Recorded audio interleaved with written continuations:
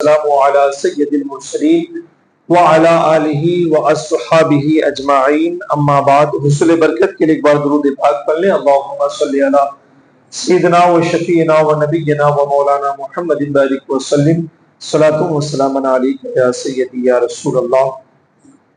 آج کے درس کے لیے ہم نے سورہ مائدہ کا انتخاب کیا ہے۔ مائدہ کے معنی دسترخوان کے ہوتے ہیں، اور اس سورہ مبارکہ میں حضرت عیسیٰ روح اللہ کے حوالے سے اس بات کا تذکرہ موجود ہے کہ ان کے ماننے والوں نے آسمان سے کھانا کے نازل کرنے کی یا نازل کیے جانے کی گزارش کی تھی، اور ان کے لیے آسمان سے جو ہے کھانا نازل بھی کیا گیا۔ تو اس کا تذکرہ جو ہے نا اس سورہ مبارکہ میں غالباً 12 یا 15 آیت میں موجود ہے، اور مائدہ کے معنی جو آتے ہیں نا وہ دسترخوان کے، تو جو دسترخوان ان کے لیے نازل کیا گیا اس کا ذکر موجود ہے۔ اسی مناسبت سے اس سورہ مبارکہ کو سورہ مائدہ کہا جاتا ہے۔ یہ بھی جو ہے نا ایک طویل سورہ مبارکہ جو 16 رکوع اور 120 آیات پر جو ہے نا مشتمل ہے۔ یہ سورہ مبارکہ طویل سورہ مبارکہ، یہ سورہ مبارکہ نزول کے اعتبار سے اور فضیلت کے اعتبار سے بڑی اہمیتوں کی حامل ہے۔ آپ اس کی اہمیت، فضیلت اور نزول کے اعتبار سے جاہ و جلال اور شان و شوکت کا اندازہ اس سے لگا سکتے ہیں کہ جب سورہ مائدہ کا نزول ہوا تو آقائے کائنات علیہ الصلوۃ والسلام سواری پہ موجود تھے۔ سواری نزول وحی کا بوجھ برداشت نہ کر سکی تو آقائے کائنات علیہ الصلوۃ والسلام آپ نیچے اتر گئے۔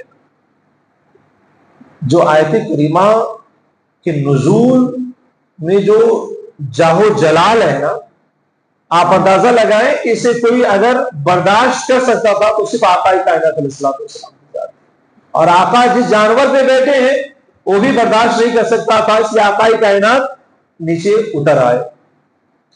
آقا کائنات علیہ الصلوۃ والسلام نے ارشاد فرمایا کہ اے لوگوں، اپنے مردوں کو سورہ مائدہ کی تعلیم دو اور اپنی خواتین کو سورہ نور کی تعلیم دو۔ اب اس سے اندازہ لگا سکتے ہیں کہ مردوں کے لیے سورہ مبارکہ کس قدر اہمیت کی حامل ہے کہ آقا کائنات نے فرمایا کہ لوگوں اپنے مردوں کو سورہ مائدہ سکھاؤ، اس کی تعلیم دو، اور اپنی خواتین کو سورہ نور۔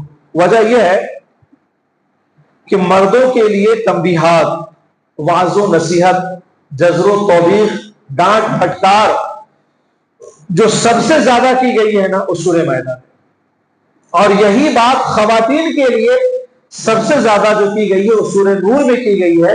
اس لحاظ سے آقا کائنات نے ارشاد فرمایا کہ اپنے مردوں کو سورہ مائدہ کی تعلیم دو اور اپنی خواتین کو سورہ نور کی تعلیم دو۔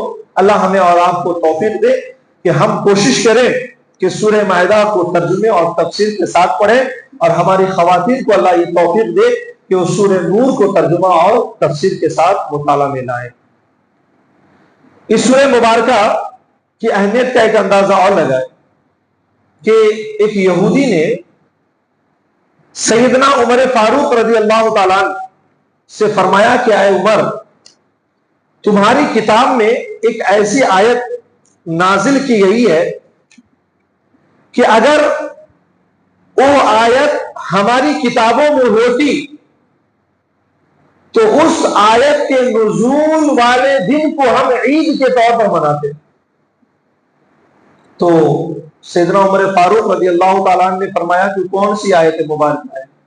تو اسی سورہ مبارکہ کی آیت نمبر 3 ہے، الیوم اکملت لکم دینکم واتممت علیکم نعمتی ورضیت لکم الاسلام دینا، کہ آج میں نے دین کو مکمل کر دیا اور تمہارا دین تمہارے لیے آج میں نے مکمل کر دیا، اور تم پر میں نے اپنی نعمت کو پورا کر دیا، اور میں نے تمہارے لیے پسندیدہ دین کے طور پر اسلام کو منتخب کر دیا. یہ آیت مبارکہ. تو سیدنا عمر فاروق رضی اللہ تعالیٰ عنہ فرماتے ہیں کہ سنو، اس آیت کے نزول کے دن کو اور نزول کے مقام کو بھی ہم جانتے ہیں کہ اللہ کے رسول پر یہ آیت مبارکہ جمعہ کے دن نازل ہوئی اور عرفہ کے دن جبکہ حضور مقام عرفہ میں قیام پذیر تھے. سنو، تم کہتے ہو کہ عید کے طور پر مناتے، ہمارے لیے عرفہ کا دن اور جمعہ کا دن دونوں کے دونوں عید کے طور پر ہے. گویا کہ اس آیت کی اہمیت کے پیش نظر تم عید کے طور پر مناتے نزول والے دن کو الحمدللہ جی اس آیت کو جس دن نازل کیا گیا وہ دن بھی ہمارے لیے جمعہ کا دن ہے، اور عرفہ کے دن نازل کیا گیا وہ بھی ہمارے لیے عید کا دن ہے. تم مناؤ گے، ہم آلریڈی منا رہے ہیں. اب یہ جو آیت کریمہ ہے، یقین جانیے یہ حضور پر نزول کے اعتبار سے آخری آیت مبارکہ ہے، اور اس میں حضور نبی کریم علیہ الصلوۃ والسلام کے لیے دین کی تکمیل کا اعلان کیا گیا. کیونکہ جتنے انبیاء کرام تشریف لائے سب کا دین کیا تھا؟ دین اسلام تھا. مگر سارے دینوں کو جمع کر کے جو دین دیا گیا رسول پاک علیہ الصلوۃ والسلام کو، دین اسلام، اور حضور پر اس دین کو مکمل کر دیا گیا. اور ایسا مکمل کر دیا گیا کہ اعلان کر دیا گیا کہ محبوب آج تمہارے لیے میں نے تمہارے دین کو مکمل کر دیا. مکمل کرنے کا مطلب یہ ہے کہ اب آئندہ کوئی دین نہ آئے گا، اور محبوب کوئی دین بھی نہیں آئے گا. جب کوئی دین نہیں آئے گا تو کوئی رسول بھی نہیں آئیں گے، کوئی نبی بھی نہیں آئیں گے. گویا کہ دین کی تکمیل کا بھی اعلان ہے اور حضور نبی کریم علیہ الصلوۃ والسلام کے خاتم النبیین ہونے کا بھی اعلان. یہ آیت مبارکہ جب نازل ہوئی نا تو بیشتر صحابہ کرام وہ تھے جو جن کی آنکھیں خوشیوں سے ڈبڈبا گئی. وہ کس لیے؟ کہ جس دین کے لیے ہم قربانیاں دے رہے تھے اللہ نے اس دین کو ہم پر مکمل کر دیا. اب اس کے بعد یہ دین آنے والا نہیں ہے، یہی دین اب صبح قیامت تک جاری رہے گا جس دین کو نبی کریم علیہ الصلوۃ والسلام لے کر آئے. لیکن ایک سیدنا ابو بکر صدیق کے جو زار و فقار ہو رہے تھے، پوچھا گیا کہ آج تو ہمارے لیے خوشی کا دن ہے کہ ہمارا دین مکمل کر دیا گیا، لیکن ابو بکر تم کیوں رو رہے ہو؟ اللہ اللہ. حضرت ابو بکر دین کو اس طرح سمجھتے تھے کہ دوسروں پر وہ حقیقتیں اتنی جلدی عیاں نہیں ہوتی تھی جو سیدنا ابو بکر صدیق پر عیاں ہو جاتی تھی. فرمایا کہ سنو، یہ بات درست ہے کہ دین کو مکمل کر دیا گیا ہے، یہ خوشی کا دن ضرور ہے، مگر دین کے مکمل ہونے کا مطلب یہ بھی ہے کہ اب آقائے کائنات علیہ الصلوۃ والسلام ہمارے درمیان زیادہ دن نہیں رہیں گے، اس لیے دین کو مکمل کر دیا گیا ہے. اب چونکہ اس آیت کی اس سورہ مبارکہ کی اہمیت اور فضیلت پہ گفتگو ہو رہی تھی، تھوڑی سی اس آیت سورہ مبارکہ کو سمجھنے کے لیے اس چیز پر ہم غور کرتے ہیں. سورہ مبارکہ کی اہمیت و عظمت کو سمجھنے کے لیے کہ جب اس سورۃ مبارکہ کا نزول ہوا تو چونکہ یہ سورہ مبارکہ مدنی ہے، اور جب یہ سورہ مبارکہ کا نزول ہو رہا ہے تو اس وقت اسلام بکھرے ہوئے مسلمانوں کا نام نہیں تھا. اب یہ دین بکھرے ہوئے لوگوں کا دین نہیں تھا، بلکہ اب مسلمان مضبوط ہو رہے تھے اور ایک قوم کے طور پر تیار ہو رہے تھے. اب ظاہر سی بات ہے کہ حکومت، طاقت، عہدہ، منصب مسلمانوں کے ہاتھ میں آ رہا تھا تو کہیں ایسا نہ ہو کہ مسلمانوں سے کہیں اخلاقی اعتبار سے غلطیاں ہو. اس لحاظ سے اس سورت کی ابتدا میں سب سے پہلے جس چیز کی تلقین کی گئی اور جس چیز پر توجہ دی گئی وہ اخلاق کی اور کردار کے سنوارنے پر توجہ دی گئی کہ اب حکومت تمہارے ہاتھ میں آ رہی ہے، طاقتیں تمہارے ہاتھ میں آ رہی ہے، کہیں بھی بد اخلاقی کا مظاہرہ نہیں ہونا چاہیے، بلکہ اے لوگوں سنو، اب جب حکومت تمہارے ہاتھ میں آ رہی ہے، طاقت تمہارے ہاتھ میں آ رہی ہے، تم اب جو ہے ایک متحد ہو رہے ہو. تو اس سورہ مبارکہ کا آغاز ہی اس بات سے کیا گیا کہ یا ایھا الذین آمنوا اوفو بالعقود کہ اے ایمان والے کیے گئے وعدے کو پورا کرو. دیکھیے زندگی میں سب سے اہم چیز ہے وعدے کو پورا کرنا، انفرادی اعتبار سے بھی اور اجتماعی اعتبار سے بھی. انفرادی اعتبار سے تو لوگ پھر بھی کوشش کرتے ہیں کہ وعدہ کو پورا کر دیا جائے، مگر اجتماعی اعتبار سے لوگ وعدہ اسی لیے کرتے ہیں کہ اسے پورا نہیں کرنا ہے. بالخصوص آپ سیاسی لوگوں کو دیکھ لیں، ہر سال اور ہر 5 سال کے وعدے ہی کرتے ہیں، ان کے پاس وعدوں کی بھرپائی کی کوئی گنجائش ہی نظر نہیں آتی ہے. اسلام نے توجہ دلائی کہ اے لوگوں انفرادی اعتبار سے بھی وعدہ کرو تو تم اسے پورا کرو، اور اجتماعی اعتبار سے بھی وعدہ کرو تو پورا کرو، کسی سے ذاتی اعتبار سے بھی وعدہ کرو تو پورا کرو، حکومتی سطح پر بھی وعدہ کرو تو تم اسے پورا کرو. یہ اخلاق کے سنوارنے، کردار کے سنوارنے اور اپنی زندگی کو بہتر بنانے کی طرف سب سے پہلے سورہ مائدہ میں توجہ دلائی گئی. اب ایک اہم چیز یہ ہے کہ جتنی بھی کتابیں نازل کی گئی اور جتنے بھی انبیاء کرام پر کتابیں اتاری گئی، سب کا ایک مقصد تھا کہ لوگوں کو ہدایت دی جائے، لوگ اس سے رہنمائی حاصل کر سکے. اس لحاظ سے ہر کتاب کے بارے میں ایک بات جو بڑی کثرت سے بیان کی گئی، وہ بات یہ تھی کہ توریت کے بارے میں بھی اور انجیل کے بارے میں بھی یہی بات کی گئی کہ فیہا ہدی و نور، فیہ ہدی و نور، کہ یہ وہ کتاب ہے کہ جس کے اندر ہدایت ہے اور نور ہے. یعنی اے لوگوں یہ کتاب اتنی واضح اتاری گئی ہے کہ تم کتاب کو پڑھتے چلے جاؤ، اللہ کریم اس کے صدقے میں تمہیں ہدایت عطا فرماتا چلا جائے گا اور گمراہی کی تاریکی سے نکال کر نور ملا کر کے تمہیں کھڑا کر دے گا. یہی بات کہ فیہ ہدی و نور قرآن کے بارے میں بھی کہا گیا، اور ایک مقام پر نہیں بڑی کثرت سے کہا گیا کہ یہ قرآن بھی تمہارے لیے ہدایت ہے، یہ قرآن بھی تمہارے لیے نور ہے. اب سمجھنے کی بات یہ ہے کہ توریت کے بارے میں بھی یہی بات کی گئی، انجیل و زبور کے بارے میں یہی بات کی گئی، اور یہی بات قرآن کے بارے میں بھی کیوں کی گئی؟ یہ بات کر کے مسلمانوں کو تنبیہ کر دی گئی کہ اے ایمان والو، اس سے پہلے جتنی کتابیں نازل کی گئی وہ بھی ہدایت و نور کا ذریعہ تھی، مگر سنو لوگوں نے اس سے فائدہ نہ اٹھایا اور گمراہ ہو گئے. کہیں ایسا بھی نہ ہو کہ قرآن کی شکل میں جو تمہارے پاس ہدایت و نور کو نازل کیا گیا ہے، کہیں تم غافل نہ ہو جاؤ، آنکھیں نہ موند لو اور اپنے آپ کو گمراہیوں میں دھکیل نہ دو، دیگر امتوں کی طرح تم اپنا حال نہ کر لینا. اور اگر تم نے ایسا کیا تو جس طریقے سے پچھلی امتیں عذاب و وعید میں پس کر رکھ دی گئی، وہی انجام تمہارا بھی ہو کے رہے گا. لہذا ہمیں ایک چیز کی طرف توجہ دینی چاہیے کہ قرآن سے ہمیں لو لگانی چاہیے، قرآن سے ہمیں قربت پیدا کرنی چاہیے، قرآن کو ہمیں سمجھنا چاہیے، قرآن کی تعلیم سے ہمیں استفادہ کرنی چاہیے، اور قرآن کے ہدایت و نور کی روشنی میں ہمیں اپنی زندگی کے ہر مسئلے کا حل نکالنی چاہیے.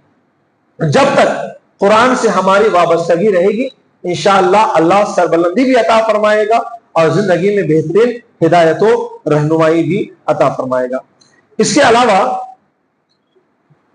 اس سورہ مبارکہ میں اپنے اپنے مقامات پر کچھ چیزوں کو بڑی تفصیل سے پیش کیا گیا ہے.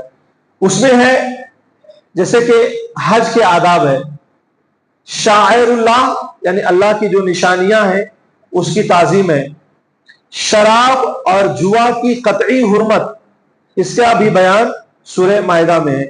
اس کے علاوہ وضو اور تیمم کے احکام بھی سورہ مائدہ میں ہے. اس کے علاوہ جو چیزیں حلال ہیں اور جو چیزیں حرام ہیں اس کی تفصیلات بھی سورہ مائدہ میں ہے. پرامن راستوں پر اگر کوئی ڈاکہ زنی کرتا ہے اور چوریاں کرتا ہے تو اس کی سزا کو بھی تفصیل سے سورہ مائدہ میں بیان کیا گیا ہے. گویا کہ اسلام کے کئی احکام اور اسلام میں جو لوگ مجرم ہیں اس مسلمانوں میں ان کی کیا سزا ہونی چاہیے، اس کی ساری تفصیلات کو سورہ مائدہ میں بہت واضح انداز میں بیان کیا گیا ہے۔ اور ایک چیز خاص طور پر جس کی طرف توجہ دلائی گئی وہ چیز یہ ہے کہ لوگ اس وقت بھی حضرت عیسیٰ روح اللہ کے بارے میں ایک عقیدہ اور نظریہ رکھتے تھے، اور وہ یہ کہ قالوا ان اللہ ثالث ثلاثۃ، کہ ان لوگوں نے کہا کہ اللہ تیسرا ہے تین خداؤں میں سے۔ ایک خدا حضرت مریم کو مانتے تھے، اور ایک خدا حضرت عیسیٰ روح اللہ کو مانتے تھے، ایک خدا کو مانتے تھے۔ اب ان کے نظریات کو پیش کر کے جس چیز کی طرف توجہ دلائی گئی وہ یہ کہ مل مسیح ابن مریم الا رسول، کہ اے لوگوں سنو، مسیح ابن مریم کے بارے میں جو تم خدا ہونے کا عقیدہ رکھتے ہو یہ تمہارا عقیدہ غلط ہے، بلکہ وہ ذات فقط ایک رسول ہے۔ قد خلت من قبلہ الرسل، اور اس سے پہلے بھی کئی رسول گزر چکے۔ وَأُمُّهُ صَدِيقَةٌ، اور عیسیٰ ابن مریم کی ماں یہ راست باز تھی۔ کانا یاکلان الطعام، ان دونوں کو تم دیکھو کہ کھانا کھاتے ہیں۔ انظر کیفا نبین لہم الآیات، اور دیکھو کیسے ہم کھول کر آیتیں ان کے لیے دلیل کے طور پر بیان کرتے ہیں۔ ثم انظر انا یوفکون، اور دیکھو وہ کیسے الٹے پھر رہے ہیں۔ گویا کہ اے لوگوں، خدا تو وہ ہے جو نہ کسی سے پیدا ہوتا ہے، خدا تو وہ ہے جو نہ چلتا پھرتا ہے، خدا تو وہ نہیں ہے جو کھاتا پیتا ہے۔ اگر تم خدا ہونے کا نظریہ عیسیٰ اور اللہ کے بارے میں رکھتے ہو تو ان کے اندر وہ ساری چیزیں پائی جا رہی ہیں، خدا ہونے کے منافی ہے، لہٰذا تم انہیں خدا نہ مانو، فقط انہیں ایک رسول مانو۔ اور یہ ایسی دلیلیں دی گئی نا، واضح دلیل دی گئی کہ یقین جانیے یہ عقیدہ اس وقت بھی ڈھہ گیا، اور آج بھی یہ لوگ اپنے نظریات کے سچائی پر اور حقانیت پر دلیل دینے سے کل بھی عاجز تھے اور آج بھی عاجز ہے۔ لہذا ان چیزوں کو بھی اس سورہ مبارکہ میں بڑی سہل انداز میں اور پوری تفصیل سے پیش کیا گیا۔ ایک اور آیت مبارکہ، یا ایھا الذین آمنوا اتقوا اللہ وابتغوا الیہ الوسیلہ وجاہدوا فی سبیلہ لعلکم تفلحون، کیا ہے ایمان والو، اللہ سے ڈرو اور اس تک پہنچنے کے لیے وسیلہ تلاش کرو، وجاہدوا فی سبیلی، اور اس کی راہ میں مسلسل جد و جہد کرو، لعلکم تفلحون، تاکہ تم کامیابی پا سکو۔ سورہ مائدہ کی اس آیت میں انسان کے لیے فلاح کے بارے میں میں نے پہلے بھی بیان کیا تھا کہ جہاں پر دنیا اور آخرت دونوں کی کامیابی جمع ہو جائے وہ فلاح ہے، اور اس کو پانا ہے اگر تم لوگوں کو، تو اے لوگوں تین باتیں ہیں۔ ایک بات تو یہ ہے کہ اللہ سے ڈرو، دوسری بات یہ ہے کہ اللہ کی طرف وسیلہ تلاش کرو، اور تیسری بات یہ ہے کہ اس کی راہ میں خوب مجاہدہ کرو، جد و جہد کرو اور کوشش کرو۔ ظاہر سی بات ہے اللہ کو سے ڈرے بغیر کامیابی ممکن نہیں ہے، اور اللہ کی راہ میں کوشش اور جد و جہد کیے بغیر بھی کامیابی ممکن نہیں ہے۔ اور کامیابی کا ایک دار و مدار یہ ہے کہ اس کی طرف وسیلہ اور ذریعہ تلاش کیا جائے۔ اللہ کو پانے کے لیے، اس کا قرب پانے کے لیے ہمارے اعمال، بعد ایمان ہمارے اعمال بھی ذریعہ ہیں کہ ہم جو فرائض اور واجبات و سنن کی شکل میں چیزیں رکھی گئی ہیں اس کو انجام دیں، کثرت سے نوافل ادا کریں، تو یہ چیزیں اللہ کا قرب پانے کا ذریعہ ہیں۔ اور اللہ کا قرب پانے کا ذریعہ رسول کریم علیہ الصلوۃ والسلام کی ذات بھی ہے، جو اللہ کے محبوب بندے ہیں وہ ذات بھی ہے۔ لہذا ہمیں یہ چاہیے کہ ہم اپنے آپ کا لگاؤ اور اپنی وابستگی اعمال سے بھی رکھیں، رسول پاک علیہ الصلوۃ والسلام سے بھی رکھیں، اللہ کے محبوب بندوں سے بھی رکھیں، تو انشاءاللہ العزیز اگر وسیلے کی اس وسعت کے ساتھ وسیلہ کو قبول کریں گے تو اللہ یہاں کی بھی کامیابی عطا فرمائے گا اور وہاں کی بھی کامیابی عطا فرمائے گا۔ اللہ کریم کی بارگاہ میں دعا ہے کہ مولا کریم ہم تمام لوگوں کو اپنے فرمان اور پیارے حبیب کے فرمان پر عمل کرنے کی توفیق عطا فرمائے۔ مولا ہمیں نیک عمل کرنے اور برے عمل سے بچنے کی توفیق عطا فرمائے۔ مولا کریم ہماری ٹوٹی پھوٹی عبادتوں کو اپنی بارگاہ میں قبول فرمائے، اور مولا کریم اس ماہ مبارک میں جو ہم سے کمیاں اور کوتاہیاں ہو رہی ہیں اللہ اپنے فضل و کرم سے اس کو معاف فرمائے، اور بقے ہوئے ایام کی مولا قدر کرنے اور اس کی تمام عبادتوں کو اخلاص کے ساتھ انجام دینے کی توفیق عطا فرمائے۔ وآخر دعوانا ان الحمد للہ رب العالمین، استغفر اللہ ربی من کل ذنب واجنبته واتوب